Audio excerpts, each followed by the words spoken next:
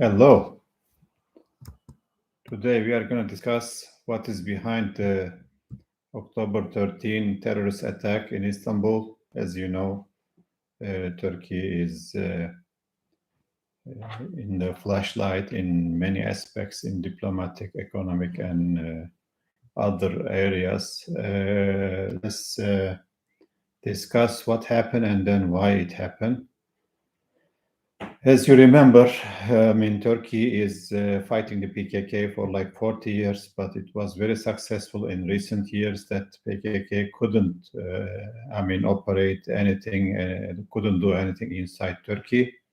But unfortunately, America began to support, in the last 4 or 5 years, began to support the PKK under the name of PYD and SDF and other namings, and they said they are not, they are different from the PKK. But this latest event and the proof are showing that they are the same. And of course, that attack killed like 6 people and about 80 people, wounded 80 people.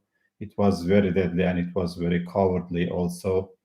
And interestingly, this lady that was caught looked different. Looks more African than the Kurdish. But this is the new trick that they are playing right now, and this is a new design maybe that they try to disguise. Even they rejected so far the connection, or they did not admit that the PKK and the PY did not admit it, because when they attacked the civilians, we had also previous attacks on civilian targets in Turkey, in Ankara, in Gaziantep, and other places. Also found that it was the PKK that implemented these attacks, but they deny it because the PKK are worried about their sponsors, or the diminishing of public support in the West, especially the Western countries, and the media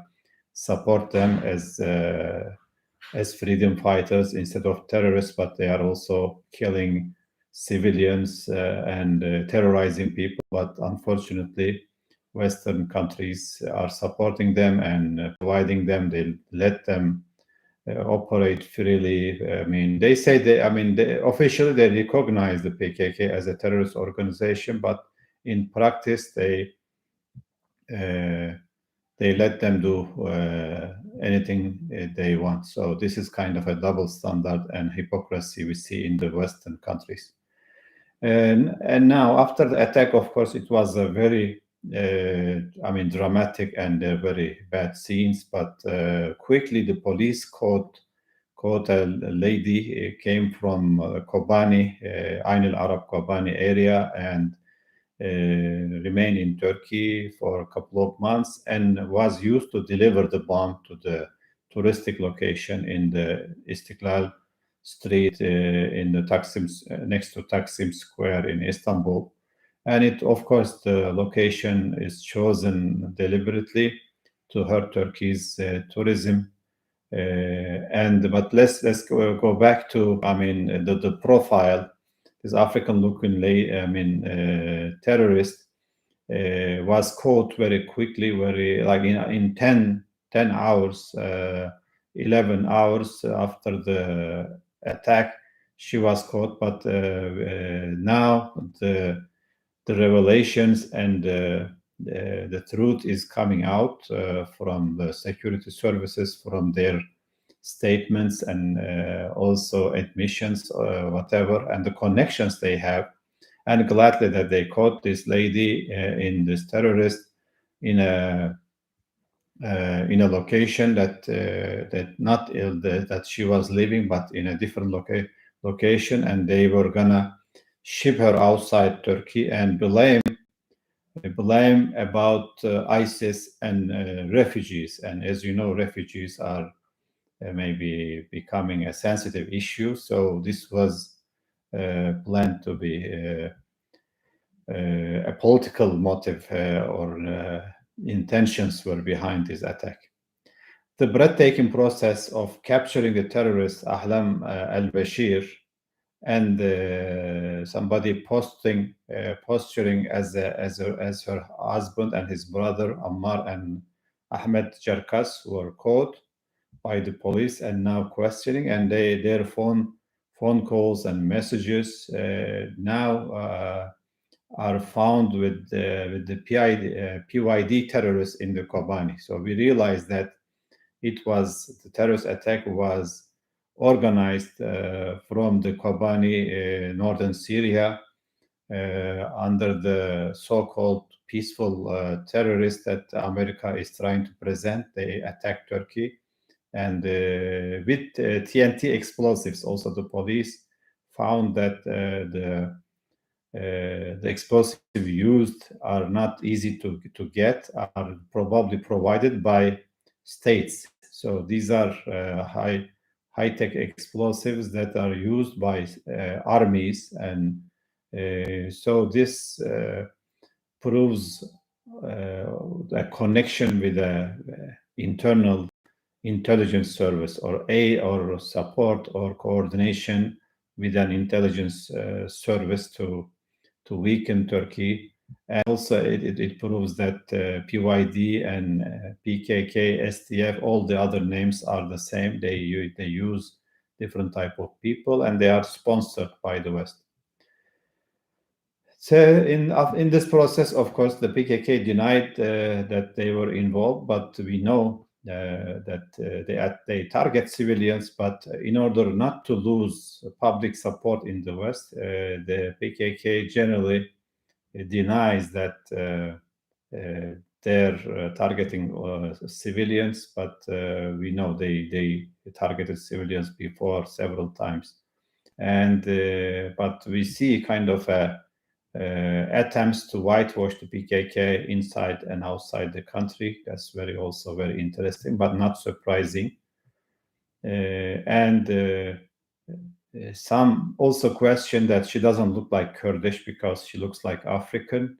This is not surprising, or this is kind of a new in the strategy, but this proves that the PKK and their sponsors, these international intelligence services, they use just like they brought many ISIS people, from all over the world. Now they are using a non-Kurdish profile, maybe for different promises. Looks like she was gonna be sent or smuggled to Europe after the event, but she was caught. Now we have more evidence. We will also have more evidence to see the real maybe connections for this crime. And of course, the reason is obvious. Why they target Turkey, because Turkey is heading to elections, and I think the economic problem became less an issue now. In recent months, Erdogan came back from maybe a low, and now his prospects to be re-elected are going very up, and especially the diplomatic area was very successful with the grain deal and mediation between Ukraine and Russia, and other international activism was very visible and is seen as a plus for Erdogan. And also the Turkish exports were record highs, tourism were record highs, and also targeting tourism was very obvious that it's gonna impact the morale and also the economy. The tourist sector is very, very high. Also, blame refugees, blame the government for not taking actions, etc. Also, kind of causing a chaos and panic, and also maybe losing confidence. But all these purposes, goals were not realized, because Turkish people remained strong against terror, did not show any kind of despair or weakness, and the opposition and the government and the public came together all to refute this heinous act. And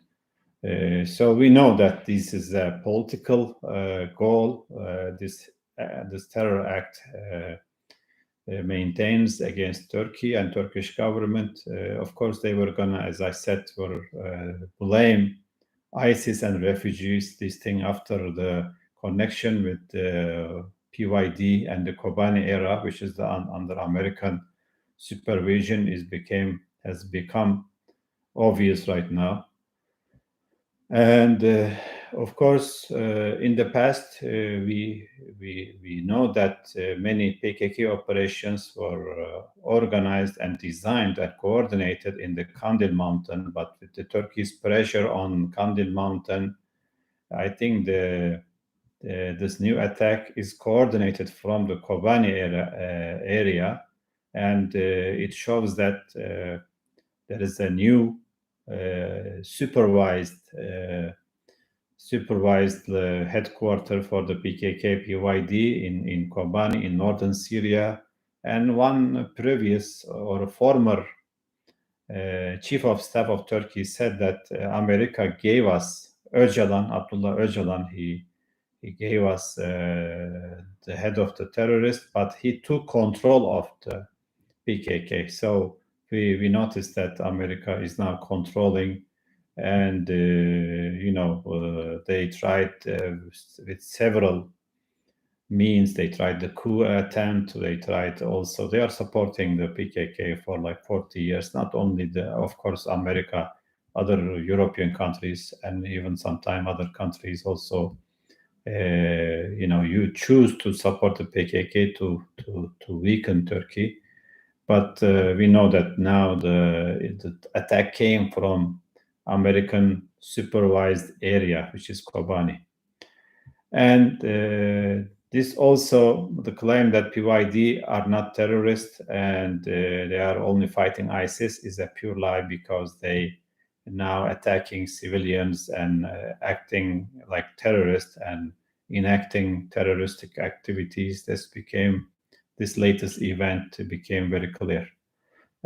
Also, we know that they are sponsored. America gives them money under the disguise of fighting ISIS, but they target more Turkey than ISIS. And also, they want to create another. The purpose is that, for example, if you remember, there are Kurdish rebellion right now inside Iran. America is not supporting them. The PKK is only fighting Turkey, which is the most developed, most democratic, and most free country in the region, because, as you remember, Kurds are living in Turkey, in Syria, in Iran, and in Iraq. And Turkey is the most comfortable one and the most advanced one. And the PKK is only attacking Turkey. That's very weird, and that's very interesting. They have good relations with Assad regime, with the Iraqi government, with Iran. They have good relations with Iran, but they only attack Turkey. And this is deliberate, and this is also very meaningful. And this sponsorship is obvious. It is a tool that is benefiting. The PKK is benefiting from smuggling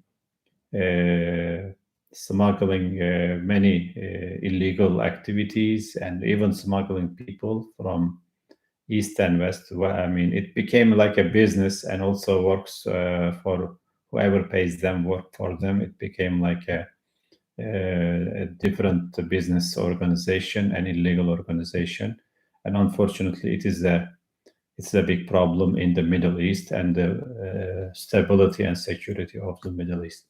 But Turkish officials are going after this. They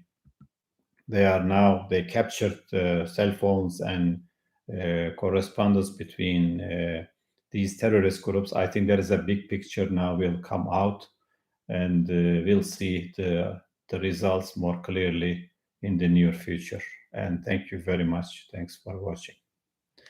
Hope to see you in another program.